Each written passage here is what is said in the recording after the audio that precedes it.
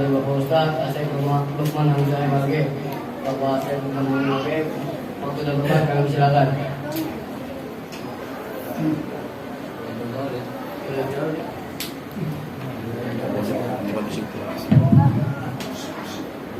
Bismillahirrahmanirrahim.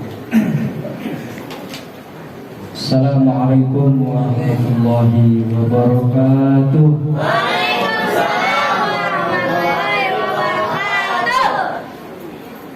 Alhamdulillahilladzi farada alaina siyam Ramadan alladzi unzila fihi al-Qur'an hudan wal furqan.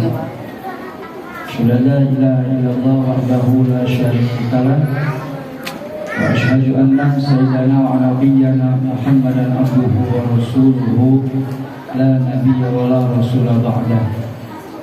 Allahumma salli wa sallim ala hadha nabiyyil karim Muhammad wa ala alihi wa sahbihi ajma'in wa ba'd. Qala Allah Ta'ala fi kitabil karim wa huwa asdaqul qailin a'udzu billahi minasyaitonir rajim. Qalu subhanaka la ilma lana illa ma 'allamtana innaka antal alimul hakim. Subhanallahul azim. Hadratul muhtaramin, para alim ulama, para asatidz di lingkungan Mushola Al-Amanah yang sama-sama kita muliakan, para pengurus Mushola, Bapak Ketua dan seluruh jajarannya, hadirin jamaah yang hadir pada kesempatan kali ini. Insyaallah kita sama-sama senantiasa berharap dimuliakan oleh Allah Subhanahu wa taala. Amin ya Allah. Hadirin jamaah yang dimuliakan Allah Subhanahu wa taala. Alhamdulillah wa syukru ala ni'millah.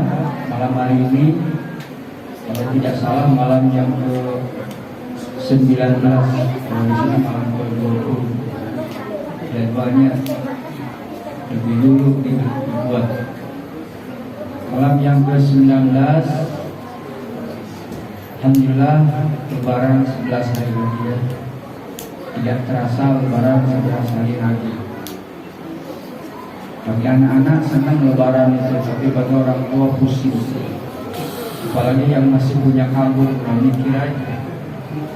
Makanya 10 terakhir itu orang lain dapat Lailatul Qadar, dia malah dapat Lailatul Qadar. Itu berapa? Mikir pulang kampung, mikir bayaran zakat, mikir beli baju, macam-macam. Itu sudah biasa. Hadirin jamaah yang dimuliakan Allah Subhanahu wa taala, ada hadis Rasulullah sallallahu alaihi wasallam yang diriwayatkan oleh Imam Abu Dawud dan Imam At-Tirmidzi dari sahabat Rasulullah sallallahu alaihi wasallam yang bernama Ibnu Abbas. Kata Ibnu Abbas, Rasulullah sallallahu alaihi wasallam bersabda, al-jannatu mushtaqatun ala arba'ati nafar. Surga itu sangat merindukan 4 golongan. Jadi kalau kita mau masuk surga gampang. Lakukan aja 4 perkara, insya Allah akan menjadi ahli surga. Kan tidak mungkin orang melakukan amalan neraka masuk surga. Sebaliknya orang melakukan amalan surga masuk neraka, sangat tidak mungkin. Kalau ada orang melakukan amalan neraka, nggak sholat, nggak puasa, nggak zakat, tapi masuk surga, curiga, berarti dia punya orang dalam yang masukin dia ke dalam surga. Yang pertama yang dirindukan oleh surga itu adalah talil Quran. Tala yatlu tilawatan bahwa talil. Artinya orang yang membaca Al-Quran. Jadi sederhana sebenarnya. Kalau kita mau jadi ahli surga, banyak aja baca Quran, pasti dirindukan oleh surga. Begitu kita mati, nanti di alam mahsyar langsung dipanggil oleh surga. Wahai malaikat, dengan izin Allah masukin orang ini ke dalam surga. Kenapa? Karena waktu di dunianya dia membaca Al-Quran. Dan orang yang membaca Al-Quran, yang mempelajari Quran itu dalam pandangan Rasulullah itu paling hebat. Khairukum man ta'allamal Quran wa 'allamahu. Sebaik-baiknya kamu itu orang yang mengajar, yang belajar Quran dan mengajarkan. Jadi kalah ilmu yang lain, politik, ekonomi, sosial, budaya, kimia, fisika, biologi, matematik, kalah dengan orang yang mengajar Al-Quran. Lalu kenapa orang yang mengajar Quran, yang mempelajari Quran, yang mengamalkan Quran itu akan senantiasa dirindukan oleh surga? Karena Quran itu adalah kalam yang mulia, kalam Rahman, kalam Allah, dibawa oleh malaikat yang mulia. Namanya siapa? Jibril alaihissalam. Diturunkan kepada Nabi yang mulia, namanya Rasulullah SAW Muhammad bin Abdullah, pada bulan yang mulia, bulan Ramadan, pada malam yang mulia, malam Lailatul Qadar. Maka orang yang mengamalkan Quran pasti hidupnya akan dimuliakan oleh Allah. Maka kalau hari ini kita tidak begitu mulia, baik dalam pandangan manusia maupun dalam pandangan Allah, tinggal tanya diri kita, seberapa jauh komitmen kita terhadap Al-Quran, seberapa jauh penghormatan kita terhadap ahli Quran. Kalau saya tanya jujur nih, kalau anak kita kursus bahasa Inggris, matematik, kimia, fisika, berapa tuh bayarannya? Per paket 3 juta, ya kan? Per paket 3 juta. Anak saya mau masuk lulus dulu SD, padahal tidak ada niatan mau masuk ke negeri, karena anak saya pasti pesantren. Ikutlah gitu, bimbingan belajar. Bayarnya berapa? 2.950.000. 3 juta kurang 50. Begitu belajar Quran sebulan 30.000. Itu pun masih ngomel. Makanya kasihan ini guru-guru TPA ini. Udah gajinya layak mutu layak ya, tidak bermutu karena kurang biaya. Sudah gitu, udah tanggal 300 masih belum dibayar juga. Sebulan 150.000, 300.000. Nah sekarang 150.000, cilok aja nggak cukup. Cilok itu berapa satu gerobak? Nggak cukup 150.000 ya. Apalagi kalau dengan gerobak. Makanya kalau hari ini kita tidak dimuliakan oleh Allah, wajar karena kita kurang memuliakan Al-Quran, kurang memuliakan ahli Al-Quran.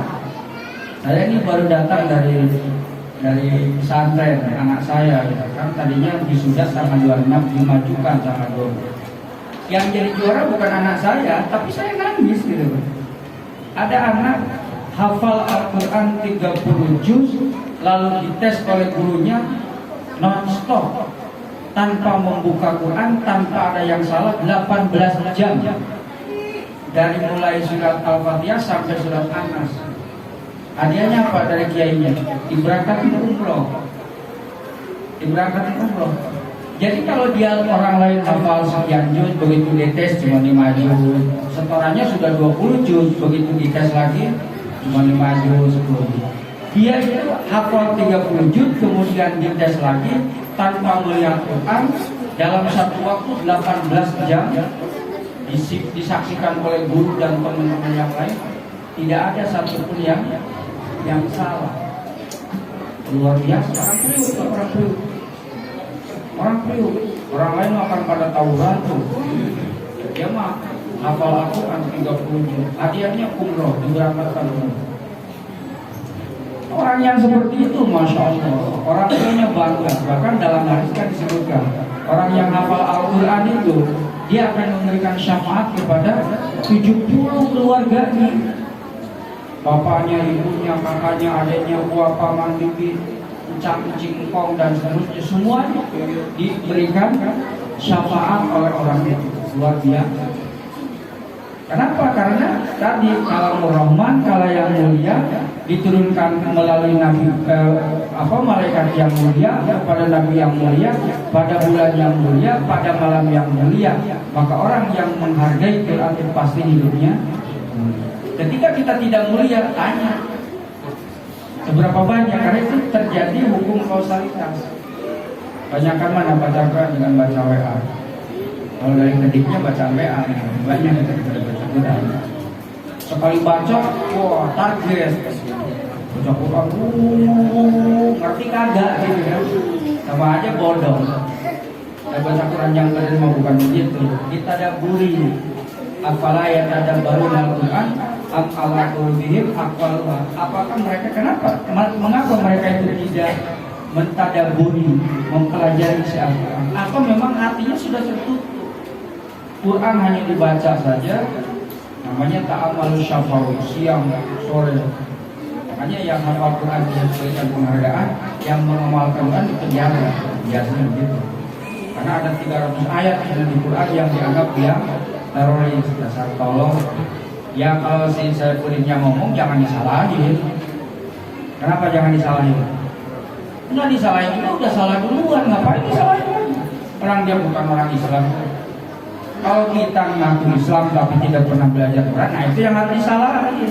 Kalau dia pun harus disalahin, memang dari dulu udah salah. Ngapain nyalahin setan?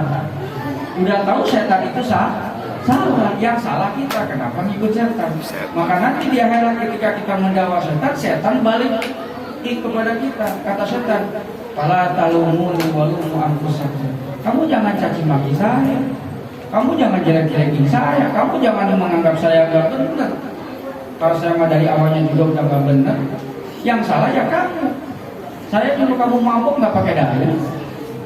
Orang siapa yang mabuk sehari semalam 5 kali dijamin masuk surga? Enggak, saya gak bisa. Orang siapa yang tidak puasa yakin masuk ke dalam surga? Enggak, saya. Salah kamu sendiri. Allah pakai dalil, nabinya pakai dalil. Barang siapa yang puasa pahalanya ini, barang siapa yang sholat kamu aja yang benar. Dan setan tidak menjanjikan apa. Siapa yang disalahin ya kita. Maka orang yang dilindungkan oleh Quran itu, yang dilindungkan oleh surga itu, yang membaca. Orang yang membaca Quran hidupnya akan tenang. Karena dalam surat 13 ayat 28. Surat 13 sudah tahu? Ada yang tahu anak? Hah? 50.000?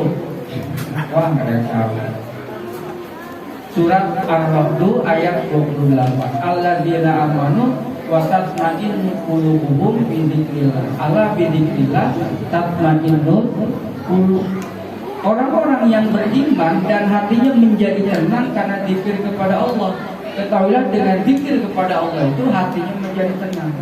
Bidzikrillah, kata Syekh Imam Al-Mawardi di dalam tafsirnya Al-Nukat wal Uyun, beliau mengatakan bidzikrillah itu salah satu penafsirnya aibil Quran, dengan banyak membaca Al-Quran. Lihat lagi di YouTube ya, di WA yang dipublish oleh Jerry Sulaiman. Ada satu anak kecil usia 7 tahun itu dia sudah hafal Al-Quran 10 juz. 30 juz itu usia 7 tahun. Dan sekarang menjadi imam taraweh di Temboro, satu malam 30 juz. Satu malam itu anak kecil itu jadi imam 30 juz tanpa membaca Quran, tanpa ada yang salah. Coba bayangkan kita baru 4 rakaat aja belum sanggup. Saya terus terang aja mempersiapkan waktu nih Pak, karena Al-Amanah 20 rakaat kan biasanya 20 ya. Iya. Saya tidur dari jam 4:30 sampai maghrib baru, karena saya tarawih harus fit gitu 23 rakaat. Begitu 8 kaget saya, alhamdulillah. Kagetnya alhamdulillah. Jadi kalah itu sama corona. Ya. Mestinya kan corona yang kalah sama kita yang kalah. Allah alam siapa yang salah. Yang jelas bukan salah ibu mengandung, bukan salah ibu mengandung. Kalau bapak mengandung, nah itu baru disalahkan. Jadi orang yang baca tenang itu, bunda gulana itu tidak ada bagi orang. Kenapa? Karena memang dia sudah punya keyakinan rezeki itu tidak tertukar. Allah itu sudah menentukan rezeki. Di WA lagi beredar nih di YouTube. Kadang-kala katanya orang yang ahli silat lupa jurus. Orang yang ahli silat lupa jurus, maka begitu berantem pakainya jurus enggak karuan. lupa kalau dia itu ahli sholat. Kadang-kala kita juga begitu. Kita tahu bahwa rezeki itu Allah yang atur. Rezeki itu tidak akan bertukar. Semua manusia sudah diberikan rezeki. Tapi kita suka lupa itu. Sehingga begitu terpentok dikit urusan rezeki, jalan pintas, masuk dukun, mepet dan lain sebagainya gitu kan. Kenapa? Lupa jurus. Padahal jurusnya udah tahu. Rezeki itu Allah yang ngatur. Nahnu narzuqukum wa iyyahu, kata Allah. Kami yang memberikan rezeki kepada kamu, juga mereka. Saya sering sampaikan, bapak-bapak itu sering stres karena merasa yang ngasih makan anak dan istrinya itu adalah kita. Padahal yang ngasih makan anak dan istri kita siapa? Allah. Ya buktinya kita mati ya jalan juga pada hidup. Gak ada janda yang telanjang gara-gara suaminya meninggal. Itu buktinya bahwa yang memberikan rezeki adalah Allah. Nah itu kadang-kadang bulan. Tapi bagi orang yang beriman yang baca Quran, tenang aja. Belum punya duit buat kamu, santai aja. Kalau Allah takdirkan pulang ya pulang, selesai. Pada waktunya pasti. Kalau enggak ya berarti takdir Allah tidak pulang. Menentukan udah selesai. Gara-gara minyak goreng naik, ribut kemana-mana. Orang yang beriman tuh nggak begitu. Bukan tidak boleh ribut, bukan. Tapi punya keyakinan. Bagi saya pribadi nggak begitu. Mau harga minyak goreng 1 juta, 1 kilo nggak ada urusan bagi saya. Kenapa? Pak Ustadz kan bukan tukang gorengan. Saya kan tukang gorengan katanya. Rasa. Bukan itu masalahnya. Yang penting takdir Allah itu berpihak kepada kita. Saya kasih contoh. Tahun 97 saya ke Jakarta. Harga sepeda itu 150.000. Yang harganya sekarang 5 juta, itu 150. Nggak kebeli. Mau sepeda nyicil 15.000 sebulan setahun baru. Kenapa sepeda udah 5 juta kok kebeli guys? Tahun 97 Astrea Grand itu keluar tuh. Wah menjadi pada waktunya itu. Berapa harganya? 3 juta setengah. Nggak kebeli. Kenapa? N-Max, X-Max dan Max yang lain 60 juta kebeli. Ya. Coba bayangkan. Dulu kakek saya naik haji itu 1.000 perak. 1.000 kata kakek saya. Kenapa? Saya belum SD, kakek saya sudah meninggal. Karena mama saya itu anak paling bontot dari 11 saudara. Jadi udah tua banget kakek saya. Cerita 1.000 perak berangkat. Tapi satu kabupaten satu aja berangkat enggak. Kenapa sekarang udah 250 juta ngantrinya? Oh sampai 10 tahun, 20 tahun. Gitu kan? Jadi yang penting Allah itu berpihak kepada kita. Dulu boro-boro beli mobil, hari ini mobil kayak kacang goreng. Dan itu bukan barang mahal, bukan orang kaya punya mobil itu. Ya kan? 25 juta udah dapat mobil. Kalau di rem kredit maksudnya gitu kan? Yang penting berpihak kepada kita. Itu orang beriman tuh begitu. Peduli amat mau harga pertama berapa sih? Orang saya nggak pernah beli pertama gitu. Pertama biarin aja. Orang 25 dapat 25. Ya kan? Pasti begitu. Makanya sering baca selawat asbir itu memang di situ. Ya, supaya kita tidak ikut dong.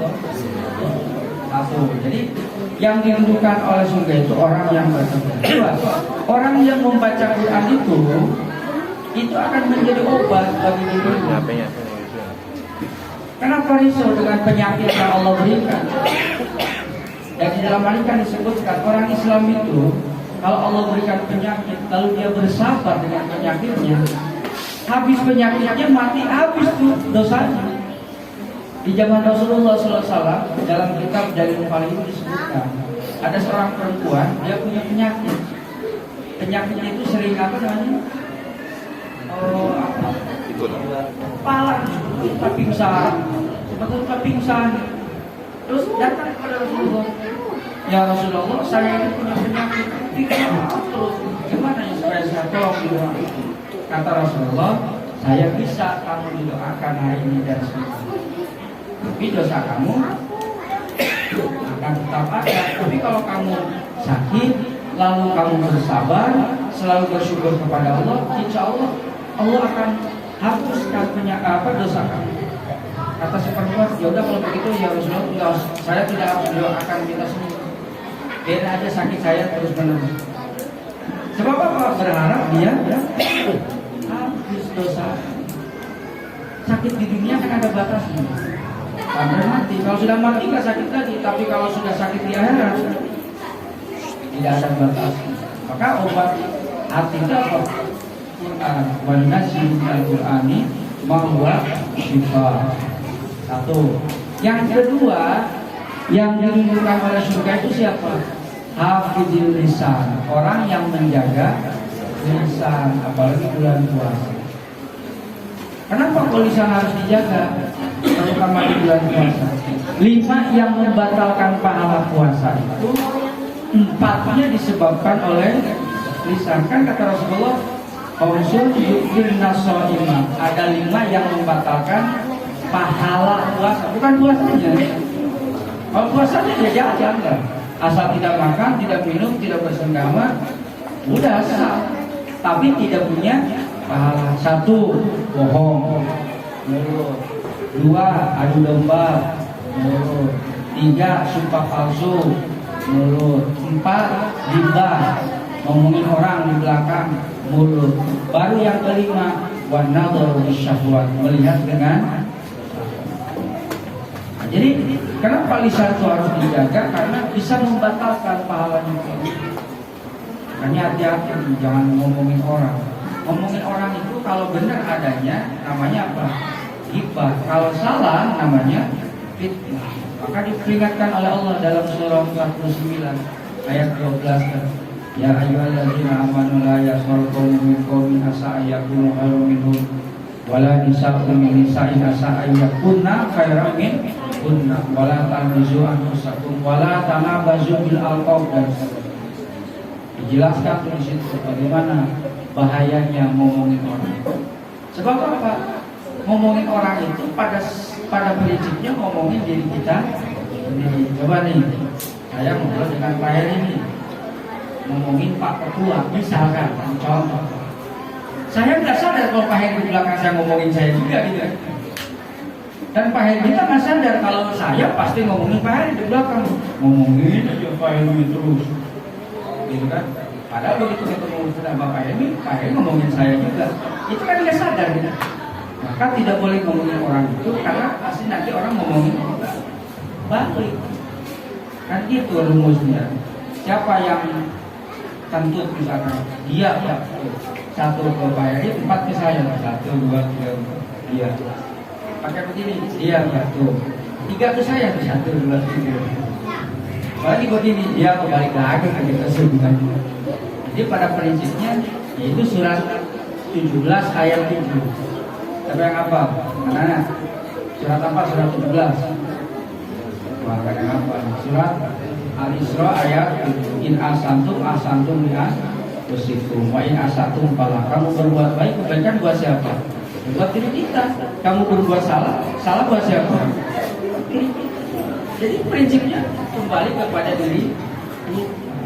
Kembali kepada diri. Semua itu pasti kembali kepada diri. Wa may ya'mal mithqala dzarratin khairan yarahu wa may ya'mal mithqala dzarratin syarran yarahu. Sama akan diperlihatkan. Makanya hindari.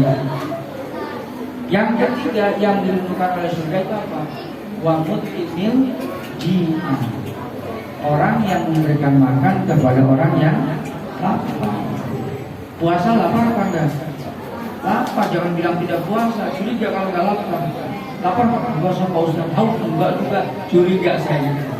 Jangan-jangan dia puasanya baru masuk jin, masuk warung jin. Nah, jadi memberi makan kepada orang yang lain. Saya punya jamaah diri itu Pak.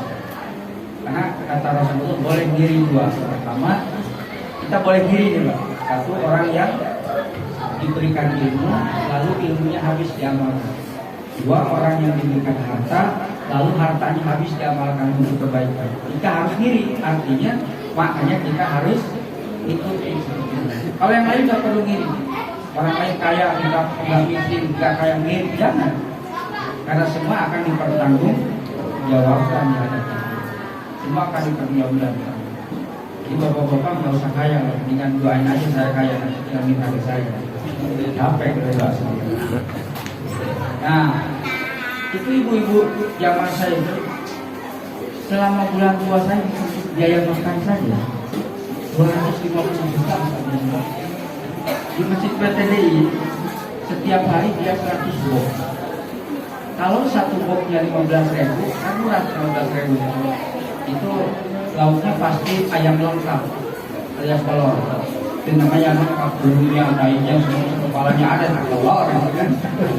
Namanya ayam lengkap. Kalau cuma ayam dadanya itu dadanya doang, ini lengkap. Kalau satu box 15.000 kali 100 berapa? 1 juta. Sehari kali 30, 45 juta. Itu baru satu masjid. Berbagai macam masjid berapa? Masya Allah. Katanya baju berapa? Ya 250 juta. Setiap hari ke rumahnya itu setiap jam 5 sore pasti ada anak yatim 20 orang. Dan dia selama 1 bulan ngaji di rumahnya sebisa-bisa anak yatim. Nanti bulannya dikasih uang, nggak gede sih uangnya, paling 500.000 dikasih uang, dikasih bingkisan setiap hari. Uangnya nggak habis. Ustadznya di SMS, Pak Ustadz mohon maaf buat beli ketupat, satu lumayan kata undang. Tring masuk ke rekening 10 juta. Itu Ustadz jadi kan 10 juta. Kalau Ustadznya ada 10 di situ, kalau 10 juta berapa? 100 juta. Itu buat Ustadz. Ibu-ibu pengajian di situ yang rajin di absen. Di sini di absen kan? Di absen Pak Yoni. Besok yang itu hadiahnya umroh. Tidak mampu. Jadi ibu-ibu yang rajin ngaji ada 3 kategori. Pertama ada 100% hadir. Misalkan dari 400 orang ini 400 Pak jamaah. Ada 30 yang itu dikocok dulu. 1, 2, 3 umroh. Nanti kalau yang tidak umroh dikasih hadiah uang sekian juta. Yang cuma 50% dikasih. Yang cuma 2-3 hari ya seperti aja. Semuanya udah masuk. Duitnya habis. Katanya banyak ya. Pada Allah bismillah, bismillah. Jadi semakin banyak infak, semakin banyak. Jangan-jangan kita miskin karena duitnya. Jangan-jangan gitu. Karena kalau kita tanya berapa juta persediaan untuk infak di bulan Ramadan, ya kan? Nih ada pengalaman baru. Saya beberapa hari yang lalu diundang di LDII sebagai ketua majelis ulama, diundang di situ untuk ceramah. Sebelum ceramah diminta infak biasa kita.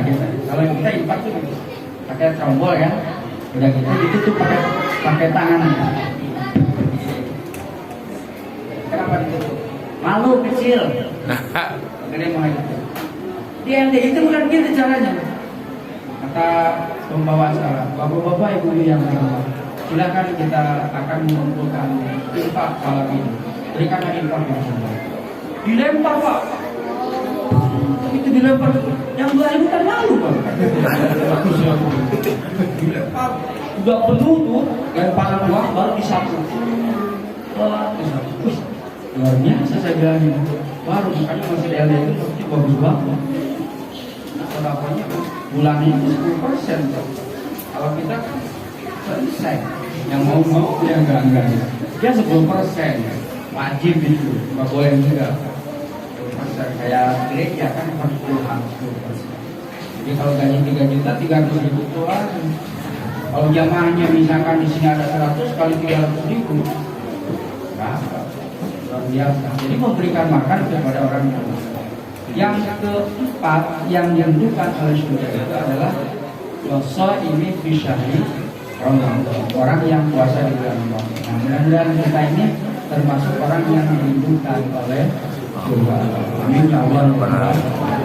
Tapi puasanya yang benar, jangan puasa seperti yang disebut oleh Rasulullah.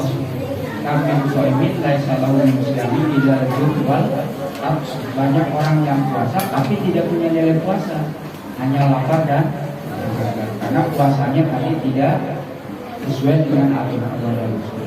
Mudah-mudahan kita semua termasuk 4 golongan yang dirindukan oleh surga Allah Subhanahu wa taala. Ini saja yang bisa disampaikan, mudah-mudahan manfaatnya. Wallahul muwaffiq ila aqwamit thoriq. Assalamualaikum warahmatullahi wabarakatuh. Waalaikumsalam warahmatullahi wabarakatuh.